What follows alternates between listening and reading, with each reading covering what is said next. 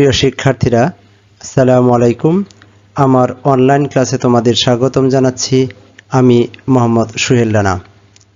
আজকে আমরা মানব ডিএনএ এর গঠন এবং বৈশিষ্ট্য সম্পর্কে জানার চেষ্টা করব ইনশাআল্লাহ। আশা করি তোমরা শেষ পর্যন্ত আমার সাথে ক্লাসে থাকবে। আমাদের ডিএনএর কথা আমরা সবাই জানি। ডিএনএ মূলত হচ্ছে নিউক্লিক অ্যাসিড। আমরা জানি নিউক্লিক অ্যাসিড দুই প্রকার। একটা হচ্ছে ডিএনএ, ডিঅক্সিরাইবো নিউক্লিক অ্যাসিড, এবং একটা হচ্ছে আরএনএ, রাইবো নিউক্লিক অ্যাসিড। আমরা যেহেতু ডিএনএ পড়ছি, আমরা ডিএনএর গঠন সম্পর্কে জানার এবং বৈশিষ্ট্য সম্পর্কে জানার চেষ্টা করব। যাই হোক, প্রিয় শিক্ষার্থীরা, আমরা যদি এই ডিএনএর অবস্থান জানতে চাই, তাহলে আমাকে প্রথমে যেতে হবে সেল বা কোষের কাছে। অর্থাৎ জীবদেহের একক কোষের মধ্যে সবচেয়ে ইম্পর্টেন্ট জিনিস হচ্ছে নিউক্লিয়াস। নিউক্লিয়াসকে কোষের প্রাণ বলা হয়। এই নিউক্লিয়াসের মধ্যে থাকে ক্রোমাটিন তন্তু বা ক্রোমাটিন ফাইবার। এই ক্রোমাটিন তন্তু মেটাফেজ ধাপে, মাইটোসিস কোষ বিভাজনের মেটাফেজ ধাপে গিয়ে এটা টুকরা টুকরা হয়ে যায়। মেটাফেজ ধাপে গিয়ে এটা কি হবে? এটা অসংখ্য খণ্ড হয়ে যায়। মেটাফেজ ধাপে গিয়ে ছোট ছোট টুকরা হয়ে যাবে, তখন এদেরকে বলবো আমরা ক্রোমোজোম। এই ক্রোমোজোম মূলত দুটো সুতা পেঁচিয়ে অবস্থান করে। ক্রোমোজোমকে যদি আমরা ইলেকট্রন অণুবীক্ষণ যন্ত্রে দেখার চেষ্টা করি, তাহলে দেখা যাবে দুটো সুতা একে অপরকে পেঁচিয়ে থাকে। এটাকে বলবো আমরা ডিএনএ হেলিক্স। এরা সর্পিল আকারে একে অপরকে জড়িয়ে পেঁচিয়ে থাকে, এই জন্যই এটাকে বলা হয় সর্পিল আকার গঠন। যাই হোক, এই ডিএনএর এই পেঁচানো ডিএনএকে আরও যদি বিশ্লেষণ করতে চাই, তাহলে পাওয়া যাবে সুগার বা চিনি। এই যে সুগার 5 কার্বনের, এবং একটা পাওয়া যাবে ফসফেট। এই সুগার এবং ফসফেট এই দুইটা একত্রে মিলে এই ব্যাকবোন তৈরি করবে। ডিএনএর ব্যাকবোন বা অক্ষ তৈরি করে। অর্থাৎ আমি যদি মনে করি এটা হচ্ছে গিয়ে একটা অক্ষ, ডিএনএ যেহেতু মইয়ের মতো একটা গঠন, আর আরেকটা অক্ষ হচ্ছে গিয়ে এটা একটা অক্ষ। তাহলে এই দুইটা অক্ষ তৈরি করে সুগার এবং ফসফেট। এটাকে অক্ষ বলতে পারি আমরা, বা ব্যাকবোন বা মেরুদণ্ডও বলতে পারি আমরা ডিএনএর। এখন আসো, এই যে মাঝখানের যে দাব, এদেরকে বলবো আমরা দাব। এই মাঝখানের দাবগুলো তৈরি করে, যেহেতু মইয়ের মতো গঠন, এই মাঝখানের দাবগুলো তৈরি করে বেস পেয়ার বা নাইট্রোজেন বেস। আমরা বলবো নাইট্রোজেন বেস এই মাঝখানের দাবগুলো তৈরি করে। এই নাইট্রোজেন বেস যেহেতু দাব তৈরি করে, নাইট্রোজেন বেস আছে 4টা: থাইমিন, এডিনিন, গুয়ানিন, সাইটোসিন। তাহলে আমরা এক নজরে দেখলাম, আমরা যদি ডিএনএকে পেতে চাই, তাহলে প্রথমত যেতে হবে সেলের কাছে বা কোষের কাছে। কোষের প্রাণ বলি আমরা নিউক্লিয়াসকে। নিউক্লিয়াসের মধ্যে থাকে ক্রোমাটিন ফাইবার বা ক্রোমাটিন তন্তু। এটা মেটাফেজ ধাপে যখন ভেঙে যায়, তখন এটা হবে ক্রোমোজোম। ক্রোমোজোমকে যখন আমরা বড় করে দেখার চেষ্টা করি বা লাখ লাখ গুণ জুম করে দেখার চেষ্টা করি, তখন পাই আমরা ডিএনএ। এই ডিএনএর গঠনগত উপাদানগুলো হচ্ছে গিয়া সুগার, ফসফেট এবং নাইট্রোজেন বেস। নাইট্রোজেন বেস আছে এই 4টা। তাহলে আমি মনে করি তোমরা ডিএনএর কোত্থেকে আসলো কিংবা ডিএনএ মূলত কি, সেটা বুঝতে তোমাদের আর কোনো সমস্যা হবে না। আমরা এখানে এক নজরে দেখার চেষ্টা করব। কোষ, আমরা ডিএনএকে পেতে চাইলে কোষের কাছে যেতে হবে। প্রথমত কোষের নিউক্লিয়াসের মধ্যে থাকে ক্রোমাটিন তন্তু। ক্রোমাটিন তন্তুর মেটাফেজ ধাপে গিয়ে ভেঙে গিয়ে টুকরো হয়ে যাবে, তখন এটাকে বলবো আমরা ক্রোমোজোম। ক্রোমোজোমকে যদি আমরা বড় করে দেখি তাহলে ক্রোমোজোম মূলত ডিএনএ। ডিএনএর একককে বলবো নিউক্লিওটাইড। এটা আমরা পরে বুঝবো। নিউক্লিওটাইড, একটা ডিএনএর মধ্যে অসংখ্য নিউক্লিওটাইড থাকে, এই জন্য এটাকে বলি আমরা পলিনিউক্লিওটাইড। ডিএনএর মধ্যে অসংখ্য নিউক্লিওটাইড থাকে, এটাকে আমরা পলিনিউক্লিওটাইড বলে থাকি। একটা নিউক্লিওটাইডের 3টা উপাদান থাকে, 1 phosphate, 2 pentose sugar, 3 nitrogen base. দেখো 1 নম্বরে ফসফেট, 2 নম্বরে পেন্টোজ সুগার, 3 নম্বর হচ্ছে নাইট্রোজেন বেস। এই 3টি উপাদানকে একত্রে বলবো আমরা নিউক্লিওটাইড। নিউক্লিওটাইড আমরা পরের চিত্রে দেখার চেষ্টা করব। দেখো এই একটা ডিএনএ। ডিএনএ 2টি সর্পিলাকার সূত্র দ্বারা ডিএনএ গঠিত। তাহলে 2টা সুতা, সূত্র 2টি একে অপরের পরিপূরক।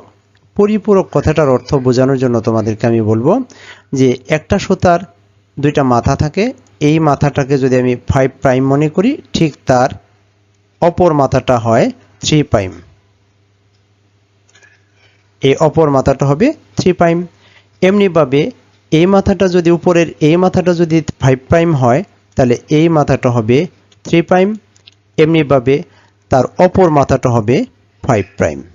অর্থাৎ আমি যদি মনে করি 5 প্রাইম থেকে 3 প্রাইমের দিকে আমি যদি রেখা টানি, এটা হচ্ছে উপর থেকে নিচে নামবে। আমি এখানে যদি 5 প্রাইম থেকে 3 প্রাইমের দিকে একটা রেখা টানি, এটা হবে উপর উঠবে। অর্থাৎ 2টা রেখা একে অপরের উল্টা, পরিপূরক। এটাকে আমরা অনেক সময় এন্টি প্যারালাল বলে থাকি। এন্টি প্যারালাল বলা হয়, অর্থাৎ পরস্পরের সমান্তরাল কিন্তু দিক ভিন্ন। যাই হোক, সূত্র 2টি অসংখ্য নিউক্লিওটাইড দ্বারা গঠিত। এই দেখো এটা একটা নিউক্লিওটাইড, এটা একটা নিউক্লিওটাইড, এরকম অসংখ্য নিউক্লিওটাইড থাকে। প্রত্যেকটা সুতার মধ্যে অসংখ্য নিউক্লিওটাইড থাকবে। এগুলা সবগুলাকে বলবো আমরা নিউক্লিওটাইড। এই জন্যই এদেরকে বলা হয় পলিনিউক্লিওটাইড। ডিএনএটা মূলত হচ্ছে গিয়া পলিনিউক্লিওটাইডের একটা গঠন। একটি নিউক্লিওটাইডের 3টি উপাদান থাকে। আমরা একটা নিউক্লিওটাইডের কথা বলছি, যেহেতু পলিনিউক্লিওটাইড, আমরা একটা নিউক্লিওটাইড সম্পর্কে যদি বুঝতে পারি তাহলে আমাদের পলিনিউক্লিওটাইড বুঝতে মানে খুব ব্যাক পেতে হবে না। একটা নিউক্লিওটাইডের মধ্যে 3টা উপাদানের মধ্যে থাকবে পেন্টোজ সুগার, 5 কার্বনের একটা সুগার, একটা ফসফেট এবং একটা নাইট্রোজেন বেস। তাহলে পেন্টোজ সুগার, ফসফেট এবং নাইট্রোজেন বেস, 3টাকে একত্রে বলবো আমরা নিউক্লিওটাইড। তাহলে নিউক্লিওটাইডগুলো মূলত ডিএনএর মধ্যে পাওয়া যাবে অসংখ্য পলিনিউক্লিওটাইড। ডিএনএর মধ্যে অসংখ্য নিউক্লিওটাইড পাওয়া যাবে, এই জন্য এদেরকে বলবো আমরা পলিনিউক্লিওটাইড। দেখো ডিএনএর অক্ষ 2টি একটু আগে আমরা দেখেছি। ডিএনএর অক্ষ 2টি গঠিত হয় 5 কার্বনের পেন্টোজ সুগার এবং ফসফেট দ্বারা, যাদেরকে একটু আগে আমরা বলেছি সেটা মেরুদণ্ডের মতো তুলনা করছি আমরা। তাহলে পেন্টোজ সুগার এবং ফসফেট এরা অক্ষ তৈরি করে এবং দাবগুলো তৈরি হয় নাইট্রোজেন বেস দ্বারা। নাইট্রোজেন বেস দেখছি আমরা কয়টা? 4টা। যাই হোক, ডিএনএ নাইট্রোজেন বেস হলো 2 রকমের। নাইট্রোজেন বেস 2 রকমের, একটা হচ্ছে পিউরিন, একটা পাইরিমিডিন। নাইট্রোজেন বেস কয় রকমের? 2 রকমের। এই পিউরিন হচ্ছে 2 রিংয়ের একটা, আমরা বলবো 2 রিং বোঝানোর জন্য 2 রিংয়ের একটা স্ট্রাকচার, এবং পাইরিমিডিন হচ্ছে গিয়া 1 রিংয়ের একটা স্ট্রাকচার। অর্থাৎ তার গঠনগত দৃশ্যটা হচ্ছে গিয়া 1 রিংয়ের মতো একটা গঠন, আমরা একটু পরে দেখব। যাই হোক, নাইট্রোজেন বেস পিউরিনের 2টি বেস, এই দেখো এই পিউরিনের আবার 2টা বেস এবং পাইরিমিডিনের আবার 2টা বেস। পিউরিনের 2টা বেস, একটা হচ্ছে এডিনিন আর একটা হচ্ছে গিয়া গুয়ানিন। পাইরিমিডিনের 2টা বেস, একটা হচ্ছে সাইটোসিন আর একটা হচ্ছে থাইমিন। তাহলে আমরা দেখলাম নাইট্রোজেন বেস মূলত 2 প্রকার, পিউরিন, পাইরিমিডিন। পিউরিনের উপাদান 2টা, পিউরিনের বেস 2টা, একটা এডিনিন এবং গুয়ানিন। অন্যদিকে পাইরিমিডিনের উপাদান 2টা, বেস 2টা, একটা হচ্ছে সাইটোসিন এবং থাইমিন। আমরা গঠনগত অবস্থানটা দেখার চেষ্টা করব। দেখো 7 নাম্বারটা আগে আমরা বলেছি। দেখো নাইট্রোজেন বেস এডিনিন সবসময় থাইমিনের সাথে দুইটি হাইড্রোজেন বন্ধন দ্বারা যুক্ত থাকে। তাহলে দেখো এডিনিন এবং থাইমিন, অর্থাৎ আমরা বলবো পিউরিনের এডিনিন আর পাইরিমিডিনের থাইমিন, এই দুইটা হাইড্রোজেন বন্ধন দ্বারা যুক্ত থাকে। অন্যদিকে দেখো গুয়ানিন এবং সাইটোসিন, অর্থাৎ আমরা বলতে পারি পিউরিনের গুয়ানিন এবং পাইরিমিডিনের সাইটোসিন, এই তিনটা হাইড্রোজেন বন্ধন দ্বারা যুক্ত থাকে, তিনটি হাইড্রোজেন বন্ধন দ্বারা যুক্ত থাকে। এখানে সুন্দর আমরা বুঝতে পারতেছি পিউরিন কখনো পিউরিনের সাথে বন্ধন তৈরি করে না, পাইরিমিডিন কখনো পাইরিমিডিনের সাথে বন্ধন তৈরি করে না। একটা বন্ধন তৈরি হয় পিউরিনের একটি বেস, পাইরিমিডিনের একটি বেস একত্রে। তো পিউরিন কখনো বন্ধন গঠন করে না, পাইরিমিডিন কখনো বন্ধন গঠন করে না। দেখো আমরা এখানে একটু বোঝানোর চেষ্টা করছি। দেখো পিউরিন, আমরা একটু আগে বলছিলাম পিউরিন হচ্ছে গিয়ে 2 রিংয়ের একটা গঠন, 2 রিংয়ের মতো একটা গঠন হবে। দেখো এডিনিন এবং গুয়ানিন, এদের রিং 2টা। এটাকে যদি আমরা 1 নাম্বার রিং মনে করি, এটা হচ্ছে 2 নাম্বার রিং। এটাকে যদি আমরা 1 নাম্বার রিং মনে করি, এটাকে রিং মানে একটা গঠন, বেঞ্জিনের মতো গঠন। যাই হোক, পিউরিন হচ্ছে গিয়ে 2 রিংয়ের একটা স্ট্রাকচার এবং পাইরিমিডিন হচ্ছে 1 রিংয়ের একটা স্ট্রাকচার। এটাকে যদি আমরা একটা রিং মনে করি, এটাও একটা রিং সাইটোসিন এবং এটাও একটা রিং। এখানে প্রিয় শিক্ষার্থীরা পাইরিমিডিনের 2টি বেস আমরা দেখছি। দেখো একটা হচ্ছে থাইমিন এবং একটা সাইটোসিন। আর ইউরাসিলটা থাকে ডিএনএতে থাকে না, এটা থাকে আরএনএতে। যেহেতু আমরা আরএনএ পড়ছি না, এই জন্য আমরা এটা আপাতত জানার দরকার নেই। তবে আমরা মনে করব এই ইউরাসিল কিন্তু পাইরিমিডিনের একটা বেস। পাইরিমিডিনের 3টা বেস, থাইমিন আর সাইটোসিন ডিএনএর মধ্যে থাকে, এটা থাকবে ডিএনএতে।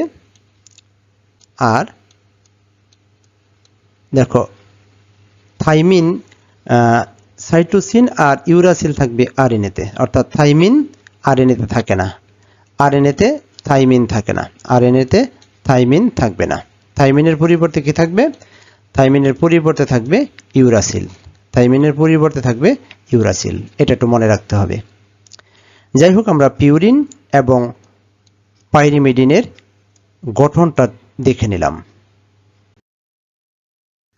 প্রিয় শিক্ষার্থীরা, আমরা ডিএনএর গঠন যদি সত্যিকারভাবে বুঝতে চাই, তাহলে আমরা এই চিত্রটাকে ভালোভাবে ফলো করতে হবে।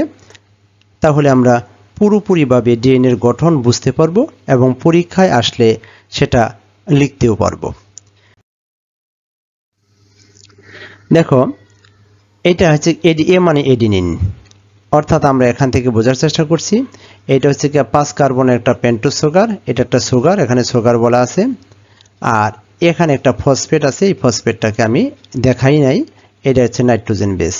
তার মানে এখানে 3টা, 1 নম্বরে ফসফেট, 2 নম্বরে পেন্টোজ সুগার, 3 নম্বরে হচ্ছে গিয়া নাইট্রোজেন বেস। এই তিনটাকে একত্রে বলবো একটা নিউক্লিওটাইড। যেহেতু এটা একটা নিউক্লিওটাইড, এটাকে আমরা বলতে পারি মনোনিউক্লিওটাইড। আশা করি তোমরা বুঝতে পেরেছো। এখন এই একটা নিউক্লিওটাইড আরেকটা নিউক্লিওটাইডের সাথে কিভাবে মানে হাইড্রোজেন বন্ধনের মাধ্যমে যুক্ত হয় সেটা আমরা দেখার চেষ্টা করব। দেখো এখানে একটা নিউক্লিওটাইড, এই পর্যন্ত একটা নিউক্লিওটাইড, এটা হচ্ছে একটা নিউক্লিওটাইড, আর এই দিক এটা হচ্ছে গিয়ে একটা নিউক্লিওটাইড। এই 2টা নিউক্লিওটাইডকে একটা হাইড্রোজেন বন্ধন অর্থাৎ হাইড্রোজেন বন্ড, এই হাইড্রোজেনের একটা ট্রিপল বন্ড দ্বারা যুক্ত করে একটা ডাইনিউক্লিওটাইড তৈরি করেছে। আমরা এটাকে বলবো 2টা নিউক্লিওটাইড, যেহেতু এটাকে বলবো আমরা ডাইনিউক্লিওটাইড। প্রিয় শিক্ষার্থীরা, এখানে আমাদের বোঝার জন্য আরো একটা জিনিস লাগবে। যেহেতু এটা হচ্ছে পেন্টোজ সুগার, 5 কার্বনের, আমরা বলবো পেন্টোজ মানে 5, সুগার। এই পেন্টোজ সুগারের 5টা কার্বন আমরা বোঝার চেষ্টা করব। এই কোণার দিকে মানে এই চিত্রের সাথে এই চিত্রের কিন্তু সুন্দর একটা মিল আছে। দেখো এর নিচে ফ্ল্যাট অংশ, এর নিচেও ফ্ল্যাট অংশ, অর্থাৎ এটাকে বলবো আমরা 1 নম্বর কার্বন। এই কোণার মধ্যে থাকে 2 নম্বর কার্বন, এটা থাকে 3 নম্বর কার্বন, এটা থাকবে 4 নম্বর কার্বন, এটা হচ্ছে 5 নম্বর কার্বন। দেখো আমরা বুঝতে পারছি এই 1 নম্বর কার্বনের সাথে নাইট্রোজেন বেস যুক্ত থাকে। 1 নম্বর কার্বনের সাথে নাইট্রোজেন বেস যুক্ত, এই যে দেখো এডিনিন। আমাকে এটা খুব ভালোভাবে বুঝতে হবে। 1 নম্বর কার্বনের সাথে নাইট্রোজেন বেস যুক্ত। এমনিভাবে ডান দিকে যে অংশটা এটাকে বলবো আমরা 1 নম্বর কার্বন, এটাকে বলবো আমরা 2 নম্বর কার্বন, এটা 3 নম্বর কার্বন, এটা 4 নম্বর কার্বন, আর এখানে একটা ফসফেট থাকে, এটা হচ্ছে 5 নম্বর কার্বন। তাহলে এখানে আমরা বুঝতে পারছি এই যে দেখো এটা 1 নম্বর কার্বন, 1 নম্বর কার্বনের সাথে নাইট্রোজেনের একটা বেস, এখানেও 1 নম্বর কার্বনের সাথে নাইট্রোজেনের একটা বেস। তাহলে নাইট্রোজেনের বেসটা যুক্ত থাকে 1 নম্বর কার্বনের সাথে। এটা আমাকে খুব সুন্দর করে বোঝার চেষ্টা করতে হবে। আর কার্বনগুলো কোথায় থাকে সেটা আমরা বোঝার চেষ্টা করব। পরবর্তীতে আমরা আরেকটা, যেহেতু প্রাইম 5 প্রাইম এবং 3 প্রাইম আমরা বলি, সেটা বোঝার চেষ্টা করব ইনশাল্লাহ। দেখো এটা হচ্ছে কি 5 কার্বনের একটা পেন্টোজ সুগার, এটা একটা সুগার। তাহলে একটা সুগার আর একটা সুগারের সাথে এই দেখো এই কার্বনের সাথে এই ফসফেট দ্বারা যুক্ত থাকে। দেখো এটা একটা ফসফেট, অর্থাৎ এই ফসফেট দেখো এটা হচ্ছে, আমরা যদি এখানে এগুলো বোঝার চেষ্টা করি, এটা হচ্ছে 3 নাম্বার একটা কার্বন, আর এটা হচ্ছে কত 5 নাম্বার কার্বন। এই 3 এবং 5 নাম্বার কার্বনকে সংযুক্ত করে একটা ফসফেট, 3 এবং 5 নাম্বার, অর্থাৎ দুইটা ফসফেট পাশাপাশি দুইটা সুগার 3 এবং 5 নাম্বার কার্বনের মাধ্যমে ফসফেট দ্বারা যুক্ত থাকে। এটা আমাদের বুঝতে যেন কোনো অসুবিধা না হয়। এখন দেখো এই পাশ থেকে আরেকটা নিউক্লিওটাইড আসলো। আমরা আগেই বলেছি এডিনিন সবসময় থাইমিনের সাথে 2টা হাইড্রোজেন বন্ধন দ্বারা যুক্ত থাকে, আর সাইটোসিন সবসময় গুয়ানিনের সাথে 3টা হাইড্রোজেন বন্ধন দ্বারা, এখানে কিন্তু 3 আর এখানে হচ্ছে গিয়া 2, 3টা হাইড্রোজেন বন্ধন দ্বারা পরস্পর যুক্ত থাকে। তাহলে এটা কিন্তু আমরা 2টা জিনিস দেখলাম, এটা একটা নিউক্লিওটাইড, যদি এখানে এটা যদি একটা ডাইনিউক্লিওটাইড হয়, এটাও একটা ডাইনিউক্লিওটাইড, অর্থাৎ 2টা নিউক্লিওটাইড মিলে 2টা ধাপ তৈরি করলো। আমাদের কিন্তু মনে রাখতে হবে এই 2টা ধাপের দূরত্ব কত, সেটা আমরা একটু বোঝার চেষ্টা করব পরে। যাই হোক, ঠিক এভাবে যেভাবে 2টা নিউক্লিওটাইড, উপরে 2টা নিউক্লিওটাইড, নিচেও 2টা নিউক্লিওটাইড যুক্ত হয়েছে, এমনিভাবে বাকি নিউক্লিওটাইডগুলোও একে একে যুক্ত হয়ে যায়। অর্থাৎ আমরা দেখলাম এটা হচ্ছে আমাদের ডিএনএর পুরোপুরি গঠন। এখন আমাকে বুঝতে হবে ডিএনএর যে পরিপূরক কথাটা আছিল, সেই পরিপূরক জিনিসটা কি, আমরা সেটা বোঝার চেষ্টা করব।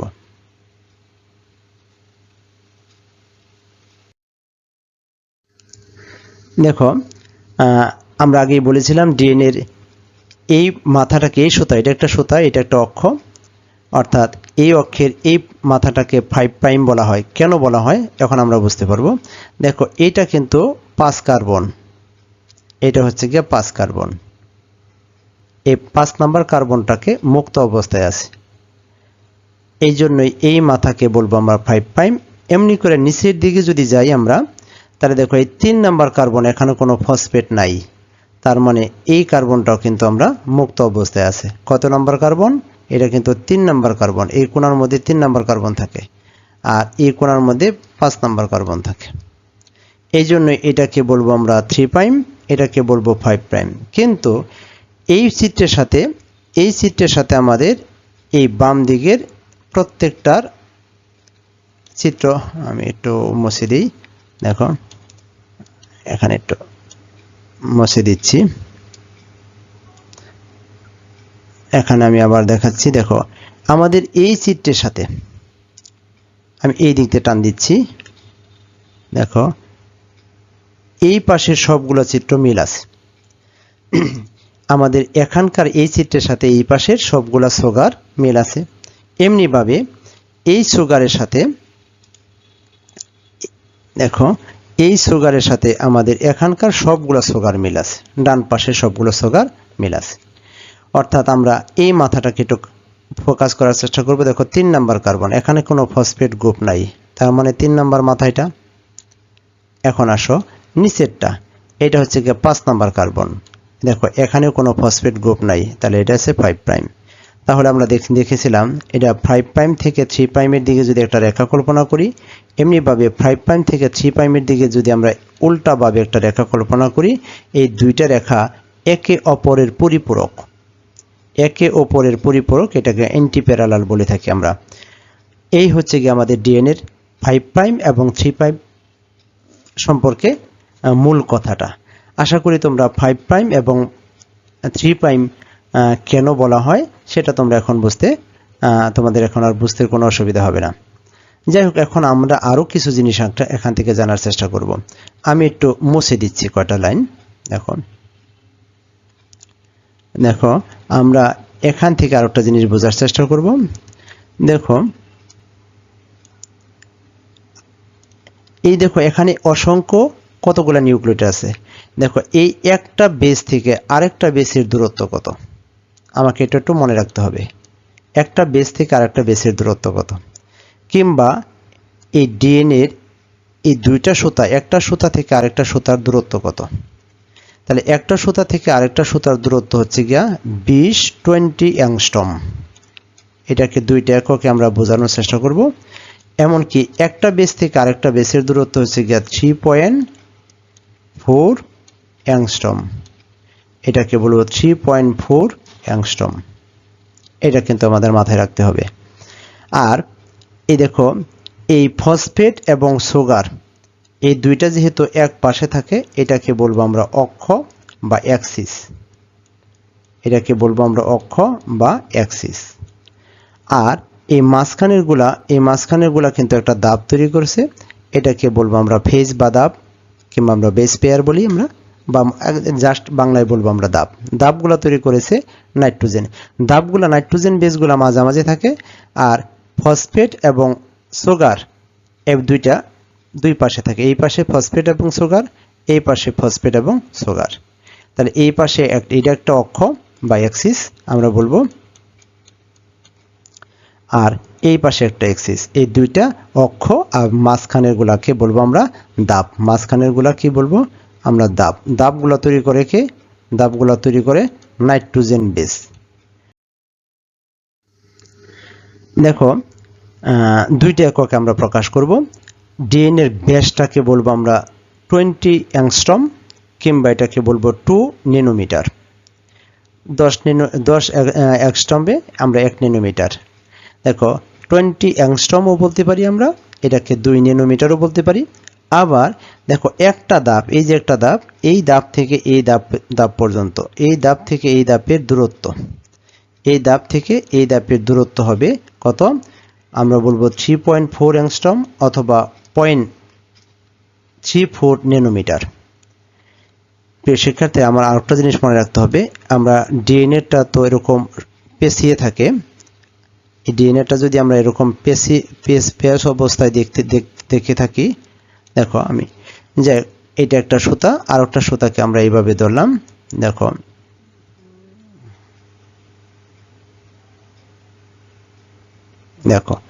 ডিএনএর একটা পেজের ভিতরে কয়টা নেই। দেখো এই সুতার এই পেজটাকে আমরা এখান থেকে শুরু করলাম, এখান থেকে আবার এই জায়গায় আসতে যে দূরত্ব, অর্থাৎ এই জায়গা থেকে এই পেজটা যেখান থেকে শুরু হয়েছিল ঠিক আবার এখানে আসলে, তাহলে এটার দূরত্বকে আমরা বলবো 34 অ্যাংস্ট্রম। এটাকে বলি আমরা 34 অ্যাংস্ট্রম। এই 34 অ্যাংস্ট্রমের মধ্যে 10টা বেস থাকে, নিউক্লিওটাইড থাকে। কয়টা? 10টা। তাহলে 10 দিয়ে গুণ দিলে প্রতি বেসের দূরত্ব হচ্ছে গিয়া, এক বেস থেকে আরেক বেসের দূরত্ব হচ্ছে গিয়া 3.4 অ্যাংস্ট্রম। 3.4 অ্যাংস্ট্রম, এটা আমরা বলে থাকি 3.4 অ্যাংস্ট্রম। আমাদের ডিএনএর গঠনটা কেমন কিংবা তার বৈশিষ্ট্যটা বা কী সেটা সম্পর্কে মোটামুটি তোমাদের কিছুটা হলেও মাথায় ঢুকেছে। যদি কিছু উপকার হয় তাহলে আমি বলবো আমি সার্থক। যাই হোক, আমি ক্লাসের একদম শেষ মুহূর্তে আছি। যদি আমার ক্লাসটি তোমাদের ভালো লাগে তাহলে তোমরা আমার চ্যানেলটি সাবস্ক্রাইব করবে, আমার ভিডিওগুলা লাইক শেয়ার করবে। যদি কোনো ভালো কমেন্টস থাকে তাহলে তোমরা কমেন্টস করতে পারো। যাই হোক, তোমাদের সাথে পরের কোনো ক্লাসে আবারও হয়তো কথা হবে, সেই প্রত্যাশায় আজকে এখানে শেষ করব। তোমরা সবাই ভালো থেকো। আল্লাহ হাফেজ। আসসালামু আলাইকুম।